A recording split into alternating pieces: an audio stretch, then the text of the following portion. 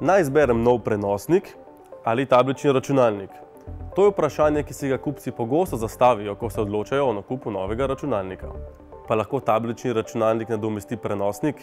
Odgovor na to vprašanje je odvisen od vsakega posameznika posebej. Poglejmo prednosti in razlike obeh. Tablični računalnik je na splošno bolj preprost za uporabo in njegove funkcije hitro obvladajo tudi starejši uporabniki ali otroci. Tudi tisti, ki še nikoli niso uporabljali računalnika. Vendar pa prav preprostost lahko pomeni tudi omejitev. Tablični računalnik nima običajne tipkovnice. Besedilo je treba tipkati na virtualni tipkovnici na zaslonu ali dokupiti dodatno tipkovnico. Zato se boste v primeru, da boste veliko pisali, verjetno raje odločili za prenosnik. Razlika med prenosniki in tabličnimi računalniki je tudi v spominu. Tablični računalniki so majhni, tanki, lahki in izjemno priročni za prenašanje, zato nimajo neomejenih kapacitet za shranjevanje vsebin.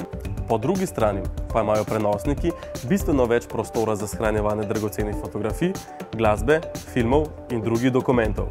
Tablični računalniki omogočajo veliko zabave.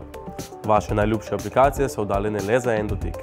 Udobno nameščeni na kavču pa lahko brezžično nakupujete, brskate po spletnih straneh, poiščete ponudbo za počitnice ali se pogovarjate po Skypu s prijatelji. Neomejene, zabavne in poučne aplikacije bodo zaposlile tudi vaše otroke. Presenečeni boste, ko bodo kar naenkrat znali računati, pisati ali poimenovati živali v angleščini. Takrat vam ne bo preostalo drugega, kot da jim prepustite tablico, vi pa zaženete prenosnik. To so samo osnovne razlike in prednosti. O tem, kaj je za vas najbolj pomembno, lahko presodite sami. Zagotovo pa boste uživali in se zabavali, tudi če boste izbrali oba. Big Bang, vedno nekaj novega.